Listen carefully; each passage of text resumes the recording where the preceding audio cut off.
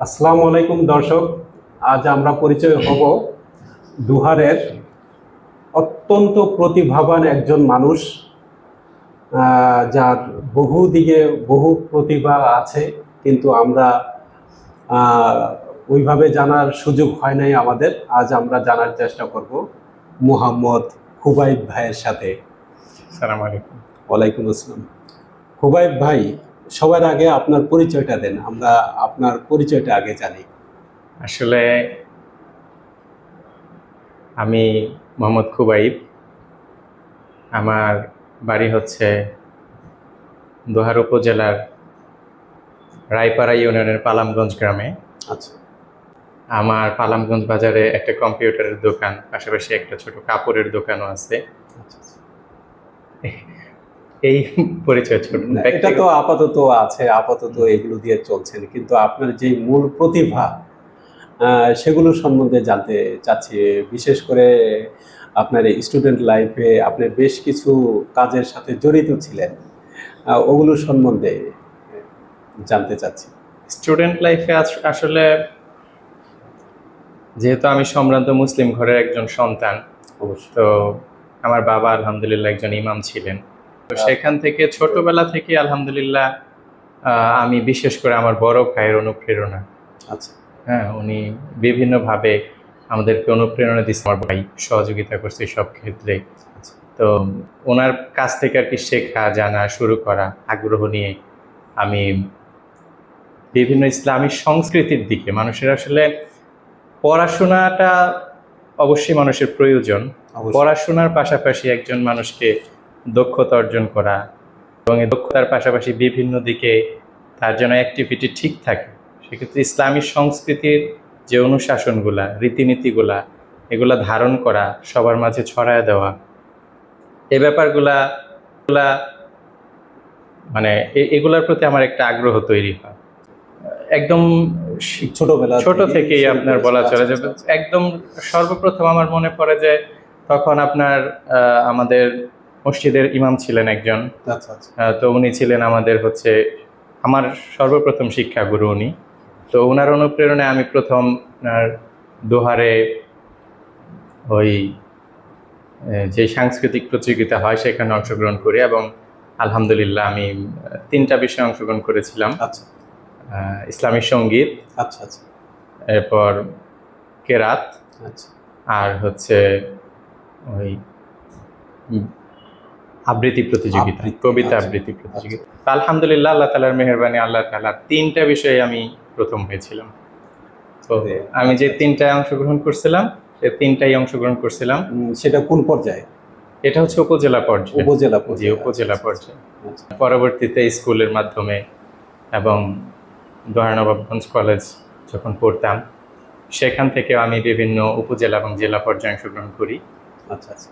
পরিশেষে 2018 সালে আলহামদুলিল্লাহ আমি ঢাকা জেলার শ্রেষ্ঠ বিতার্কিক হয়েছিলাম। আচ্ছা আচ্ছা আচ্ছা। তো আপনার অনেকগুলো প্রতিভা, সেখান থেকে আমরা যদি প্রথমে যে একটু ইসলামিক সঙ্গীতটা শুনতে চাই। অমায়িক ব্যবহার যার মুখে আছে, পৃথিবী ঋণী হয় ঠিক তার কাছে। অমায়িক ব্যবহার যার মুখে আছে, পৃথিবী ঋণী হয় ঠিক তার কাছে। মাশাআল্লাহ মাশাআল্লাহ মাশাআল্লাহ, অনেক ভালো হয়েছে। আপনি তো ছিলেন নবাবগঞ্জ কলেজে, তাই না? এমনিতে আমি পড়ালেখা করেছেন পড়াশোনা তো নবাবগঞ্জ কলেজ, 10ম শ্রেণী মানে এসএসসি পর্যন্ত আমাদের দোহারেই ছিলাম। ইকরাশী আদর্শ উচ্চ বিদ্যালয়ের ছাত্র ছিলাম আমি। আচ্ছা আচ্ছা। পরবর্তীতে আমি যখন কলেজ জীবন, আমি কলেজ এবং বিশ্ববিদ্যালয়ে যখন পড়াশোনা করতাম তখন নবাবগঞ্জ কলেজে ছিলাম, সরকারি দোহার নবাবগঞ্জ কলেজে। আচ্ছা আচ্ছা, ওইখানেও তো বেশ কিছু প্রতিযোগিতায় অংশগ্রহণ করেছি। জি আলহামদুলিল্লাহ। ওইখান থেকে আমি সর্বশেষ যে আমি বললাম যে আমার সবচেয়ে যে বড় অর্জনটা ছিল আলহামদুলিল্লাহ, যে আমি 2018 সালে জাতীয় শিক্ষা সপ্তাহ ওইখানে একক বিতর্ক প্রতিযোগিতায় ঢাকা জেলার শ্রেষ্ঠ হয়েছিলাম ঘ বিভাগে। আচ্ছা আচ্ছা আচ্ছা। তো ওইখানকার বিশেষ করে নবাবগঞ্জ কলেজের বিশেষ কোনো স্মৃতি আপনার মনে পড়ে কিনা? আসলে মানুষের জীবনের অতীতের সব স্মৃতি হচ্ছে মূল্যবান। তো আমি যেটা বলবো, আমি আমার দিক থেকে দেখছি যে আমি যখন স্কুল জীবনে ছিলাম ওই সময়টা আমার আলহামদুলিল্লাহ বিভিন্ন জায়গায় সাংস্কৃতিক অঙ্গনে মোটামুটি ভালো কিছু হওয়ার পরেও তেমন একটা খুব বেশি সামনে যাওয়া হয় নাই। যেমন কখনোই আমি জেলা পর্যায়ে যেতে পারি নাই। সেটা হচ্ছে একটা ব্যাপার হচ্ছে যে যখন একটা মধ্যবিত্ত সম্ভ্রান্ত ফ্যামিলিতে কেউ বড় হয়, তাদের প্রাথমিক দিক থেকে চিন্তা থাকে যে আমাকে নিজের জন্য, পরিবারের জন্য বা ভবিষ্যতের জন্য কিছু করতে হবে। এখন শুধুমাত্র সংস্কৃতিকে আঁকড়ে ধরার মাধ্যমে মানুষ নিজের ফ্যামিলি বেয়ার করা বা অন্য কিছু করা, এটা তার পক্ষে মানে খুব বেশি একটা ভালো সম্ভাবনার পথ থাকে না। তো সেই ক্ষেত্রে যেহেতু আমরা প্রথম থেকে চিন্তা করি যে আমাদেরকে কিছু করতে হবে, এই সময়টা ফ্যামিলি মেম্বারদেরও এরকম একটা আশা থাকে যে সন্তান পরিবারের জন্য ভালো একটা আয় করবে বা কিছু একটা করবে। সেদিক থেকে ফ্যামিলিও চায় যেন আমরা মানে সংস্কৃতির যদিও থাকি, কিন্তু এটাকে বাইরে রেখে আমরা যেন আমাদের মানে আয়ের দিকটা একটু লক্ষ্য রাখি বা অন্য দিকে পরিবারের দিকে লক্ষ্য রাখি। এটা অবশ্যই ভালো। অনেক সময় মানে আপনাদের প্রতিভাগুলো নষ্ট হয়ে যায় বা নষ্ট হয়ে যায়, অনেকের ক্ষেত্রে ঝরে পড়ে যায়। তো আরেকটা ব্যাপার, ফ্যামিলি সাপোর্টটা অনেক বেশি জরুরি। আর এই ক্ষেত্রে মানে কলেজ কর্তৃপক্ষের কোনো দায়িত্ব বা কর্তব্য বা ওনাদের ভূমিকাটা কি থাকা? আমি মনে করি বিশেষ করে মানে আমি যেহেতু আমাদের দোহার নবাবগঞ্জ এলাকাটাকে ভালো করে চিনি, তো আমাদের যারা স্কুল কর্তৃপক্ষ থাকে তাদের ব্যাপারে আরেকটু বেশি সচেতনতা দরকার। কেন? কারণ আমি দেখেছি যে আমি যখন দোহারে বেশ কয়েকবার আলহামদুলিল্লাহ প্রথম হয়েছি বিভিন্ন মানে টপিকের উপরে, কিন্তু আমাকে মানে হচ্ছে স্কুলের পক্ষ থেকে আগ্রহ দেখায় বা আমাদেরকে নিয়ে যাবে, সেখানে শুধু আমি আমাদের আরো যারা অন্য ক্যান্ডিডেট ছিল, আমাদের অনেক প্রতিভা ছিল, তাদেরকে কিন্তু নেওয়া হয় নাই। হয়তো অন্য স্কুল থেকে নেওয়া হয়েছে, কিন্তু আমাদেরকে ওইভাবে আগ্রহ করে নেওয়া হয় নাই। যেটার কারণে দেখা যাচ্ছে যে আমি আরো কয়েকজনকে চিনি, তারাও আলহামদুলিল্লাহ বেশ দিকে ভালো ছিল। কারণ একটা সরকার যখন একটা প্রতিযোগিতার চিন্তা করে তখন 3-4টা টপিকের উপর থাকে না। প্রতি বছর মোটামুটি 18, 20টা, 22টা টপিকের উপর একটা হয়। তো এর ভিতরে অন্য যারা প্রতিযোগী আছে, অন্য স্কুল থেকে যারা সুযোগ পায়, তাদেরকে দেখা যায় যে নেওয়া হইতো। কিন্তু আমাদের ক্ষেত্রে ওই রকম আসলে মানে আমরা ওই সচেতনতা ওইটা দেখি নাই বা ওই আগ্রহটা দেখি নাই, যেখান থেকে আমি মনে করি যে এইখান থেকেই অনেক প্রতিভার মৃত্যু ঘটে। আচ্ছা, এই ক্ষেত্রে কি এই দোহার নবাবগঞ্জের যে সংসদ সদস্য খন্দকার আবু আশফাক, ওনারও তো কি কোনো দায়িত্ব আছে কিনা, বা উনি এই দিকটা নজর দিচ্ছেন কিনা, বা উনি কতটুকু কাজ করছেন এই ব্যাপারগুলো নিয়ে? আসলে এটা তো অতীত, উনি সাম্প্রতিক সময়ে নির্বাচিত হয়েছে। তো আমরা যতটুকু জানি যে উনি আসলে মানে হচ্ছে জনবান্ধব একজন মানুষ। তো ইনশাআল্লাহ উনি যেহেতু আসছে, তো উনি অন্য দিকেও হাত দিছে, তো এই দিকটা উনি নজর দিবেন, এটা আমরা প্রত্যাশা করি। আর ওই কলেজের যে ব্যাপারটা বললেন, এটা আলহামদুলিল্লাহ আমি আসলে আমার দিক থেকে দোহার নবাবগঞ্জ কলেজের দিকে কৃতজ্ঞতাই জানাবো যে এরা আলহামদুলিল্লাহ এই দিক থেকে অনেক আগায় থাকে এবং এরা এই দিক থেকে মোটামুটি শিক্ষার্থী বান্ধব এবং মানুষের প্রতিভাকে বিকশিত করা যায় এরকম যেই সুযোগ সুবিধাগুলো, এগুলা আমি আমার ওই সময় আপনার অধ্যক্ষ ছিলেন আমাদের শ্রদ্ধেয় ডক্টর মানবেন্দ্র দত্ত স্যার, পাশাপাশি আমাদের বাংলা বিভাগের অধ্যাপক আমাদের সাইফুল স্যার আছে, আমাদের এরা ছাড়াও এদের যারা হচ্ছে যে টিমটা, আমি দেখেছি যে এরা শিক্ষার্থী বান্ধব এবং তাদের প্রতিভা বিকাশের জন্য যা করা দরকার আলহামদুলিল্লাহ করছে। ঠিক আছে, সব দিক থেকেই করছে। আমি আমার দিক থেকে বলবো যে এদেরকে নিজ উদ্যোগে নিয়ে যাওয়া, ওনারাও স্কুল পর্যায়ে পর্যন্ত করেছে এবং আমার মনে হয় এটা আরো এগিয়ে নেওয়া। এরা হচ্ছে কলেজ ভার্সিটির যে পর্যায়টা, এদের তো আসলে গন্ডিটা এই পর্যন্তই থাকে। আচ্ছা। তারপরে হচ্ছে ভার্সিটির পরে বা কলেজের পরে কেউ যখন একটা ভালো কিছু করে ওইখান থেকে সে জাতীয় পর্যায়ে চলে গিয়ে সরকারি কোনো ইসের মাধ্যমে জি, সে সেই ভবিষ্যতে সুযোগ সুবিধাগুলোর জন্য জি। সম্ভবত তবে স্কুল পর্যায়ে আমার মনে হয় আমরা দোহারে এটা মানে হচ্ছে খুবই পিছিয়ে আছি। আচ্ছা আচ্ছা। আমার ধারণা। আচ্ছা, আশা করি কর্তৃপক্ষ যথেষ্ট এই দিকটাতে যথেষ্ট নজর দিবেন সেই আশা করি। ইনশাআল্লাহ এখন তো আগের চেয়ে অনেক কি হয়েছে আমি আশা করি, আর না হলে সবারই আসলে উচিত নিজের দিক থেকে যে প্রত্যেকটা প্রতিভাই মূল্যবান। অবশ্যই। জি, দোহার নবাবগঞ্জ যেহেতু ঢাকার একেবারেই কাছে, জি তো সেই ক্ষেত্রে এই উপজেলাটা অবশ্যই সুযোগ সুবিধা যথেষ্ট পাওয়া উচিত। তো এই মুহূর্তে কি একটা কবিতা আবৃত্তি শুনতে পারি কিনা? হ্যাঁ, ঠিক আছে আমরা চেষ্টা করি। অবশ্যই। ঠিক আছে। আমার এ ঘর ভাঙিয়াছে যে বা আমি বাঁধি তার ঘর, আপন করিতে কাঁদিয়া বেড়াই যে মোরে করেছি পর, যে মোরে করিল পথের বিবাগী, পথে পথে আমি ফিরি তার লাগি, দীঘল রজনী তার তরে জাগি, ঘুম যে হরেছে মোর, আপন করিতে কাঁদিয়া বেড়াই যে মোরে করেছে পর। মোর বুকে যে বা কবর বেঁধেছে আমি তার বুক ভরি, রঙিন ফুলের সুহাগে জড়ায়ে ফুল মালঞ্চ গড়ি, যে মোরে দিয়েছে বিষে ভরা বান আমি দেই তারে বুক ভরা গান, কাটা পেয়ে তারে ফুল করি দান সারাটি জনম ভর, আপন করিতে কাঁদিয়া বেড়াই যে মোরে করেছে পর। মাশাআল্লাহ, অনেক ভালো হয়েছে।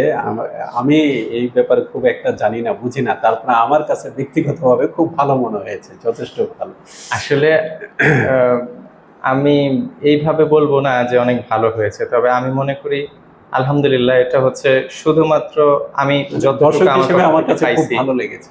এটা আমি শুধুমাত্রই আমার পরিবারের অনুপ্রেরণাই এটা করছে। আমার এই ব্যাপারে আসলে আমি বাহির থেকে কারো কাছ থেকে কখনো কোনো গাইডও পাই নাই, বা আমি আসলে ওই যে বললাম যে নিজেকে কিছু করতে হবে, মানে হচ্ছে আমাদের ওই দিকটা দেখি। আপনি কি কাউকে অনুসরণ করতেন বা আপনার আইডল কেউ ছিল কিনা? এটা আমার গড গিফট, এটা আমি আচ্ছা। এরকম কোনো দিক থেকে কখনো বা কখনো মানুষ তো ইউটিউবেই করে সার্চ দিয়ে এই কবিতা ওই কবিতা দেখে শিখি, আচ্ছা। আমি এরকম কখনো শিখি নাই। তবে ইসলামী সঙ্গীতের ক্ষেত্রে আমি মাঝে মাঝে চেষ্টা করি। আমাদের আগে আপনার ওই যে সাইফুল্লাহ মানসুর, আচ্ছা আচ্ছা। তারপর হচ্ছে আপনার নওশাদ মাহফুজ, আচ্ছা। তিনি, তারপর হচ্ছে আপনার ওই মশিউর রহমান, এই সমস্ত ওনাদের আসলে ভোকালগুলো আমার ভালো লাগে। জি, আর এইভাবে আবৃত্তি যদি বলেন, আবৃত্তির দিক থেকে আমি ওইভাবে আসলে কারো কাছ থেকে দীক্ষাও নেই নাই বা অনুসরণ করি নাই। তবে এটা বলবো যে বিভিন্ন দিকে ভয়েস আর্টিস্ট হিসেবে ওই আমাদের, আমি যখন ছোট থেকেই ওই বিভিন্ন টিভিতে বা অনুষ্ঠানে বাংলা ভয়েসগুলো শুনতাম, কোরআনুল কারিমের কিছু বাংলা তর্জমা আছে, ওই ক্ষেত্রে আমি দেখতাম যে সাইফুল্লাহ মানসুর স্যার উনি অত্যন্ত ভালোই করতেন। না, আপনার ভয়েসটাও তো অনেক ভালো, যতটুকু আমি বুঝি। আলহামদুলিল্লাহ, এটা আমি আসলে আমার এই দিকে, এই সংস্কৃতির দিকে আমার যতটুকু অর্জন, যতটুকু আমার যা কিছু, আমি বলবো এটার পথ প্রদর্শক হচ্ছে আমার বড় ভাই মোহাম্মদ খালিদ সাইফুল্লাহ, যিনি আমার সহোদর বড় ভাই। উনি আমাকে সব দিক থেকে সহযোগিতা, আশ্বাস, আমাকে সাপোর্ট দেওয়া। আমি ওনার কাছ থেকে শুনছি যে হবে, তুমি পারবে ইনশাআল্লাহ। আপনার ভবিষ্যৎ চিন্তা ভাবনা কি এই দিকগুলো নিয়ে? আসলে এই দিক থেকে আমি বলবো যে আমি যতটুকুই সাংস্কৃতিক দিকে মানে আমি আগাইছি, আমি সবসময় একটা জিনিস মনে করি যে আমাদের এখন সাম্প্রতিক সময়ে বিভিন্ন জায়গায় মানে দেশে বিদেশে মানুষের নৈতিক একটা অবক্ষয় চরম পর্যায়ে চলে গেছে। তো এই নৈতিক অবক্ষয় থেকে মানুষকে ফিরে আনার জন্য অপসংস্কৃতির বিরুদ্ধে আমাদের ইসলামিক সংস্কৃতি অনিবার্য হয়ে পড়ছে। অবশ্যই। তো এই জন্য হচ্ছে আমাদের উচিত যে আমাদের যেই প্রকৃত মানে হচ্ছে সমৃদ্ধশালী হিস্ট্রি কিন্তু মুসলিমদের, অবশ্যই। কিন্তু আমরা সেটা হারাই ফেলতেছি। সেটা আমাদের ভেতর কোনো রিহার্সেল নেই, আমরা জানি না। আমরা এখন নিজেদেরকে অপসংস্কৃতির ভেতর শুধুমাত্র বিশেষ করে ভাষায় দিচ্ছি।